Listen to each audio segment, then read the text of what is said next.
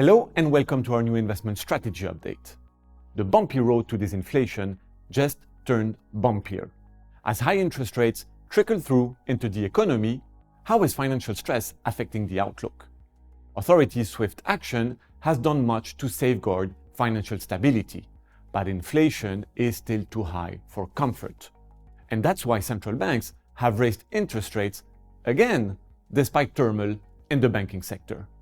Unless there's more instability, the US economy's strength argues for restrictive monetary policy by the Federal Reserve. Services inflation remains high and the job market too tight. And with financial stress, credit conditions are now also key for monetary policy.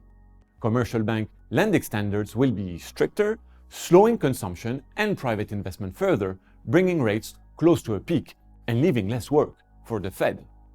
Slower credit, trade, manufacturing, and housing mean subdued growth and easing labor markets in the US with some recessionary episodes later in the year. Meanwhile, growth in the euro area has improved, and the European Central Bank remains squarely focused on curbing inflation with additional hikes in the pipeline. But in the face of financial stress, the ECB will also look to preserve financial stability. In China, rebounding activity hasn't pushed inflation higher, and we don't see any signs of economic overheating.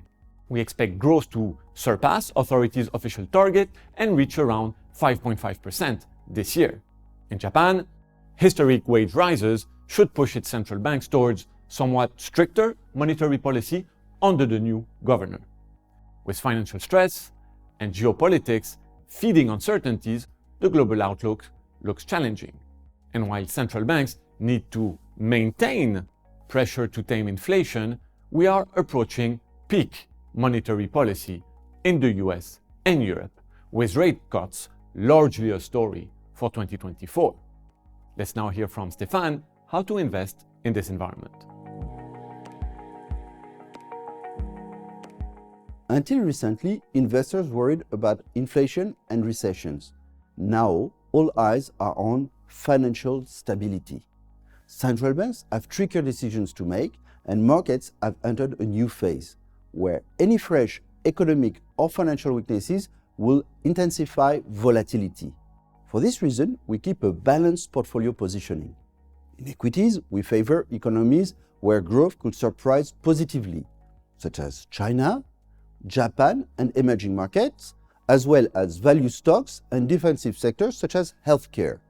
In bond markets, banking turmoil pushed investors to switch from expecting high peak rates to rate cuts over just a few days. And as Samy just explained, this might be premature. Meanwhile, we continue to focus on quality with overweight position in US Treasuries and investment-grade credit.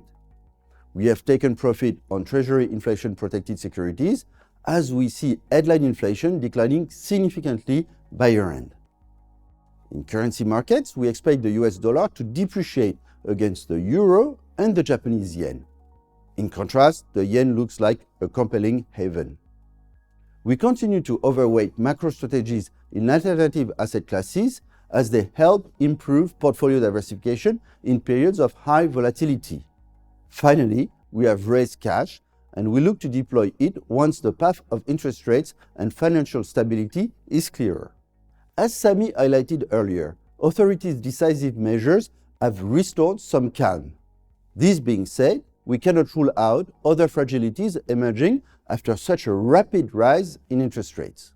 This would, of course, pose new challenges for the global economy, while investment opportunities are shifting to reflect a more multipolar world.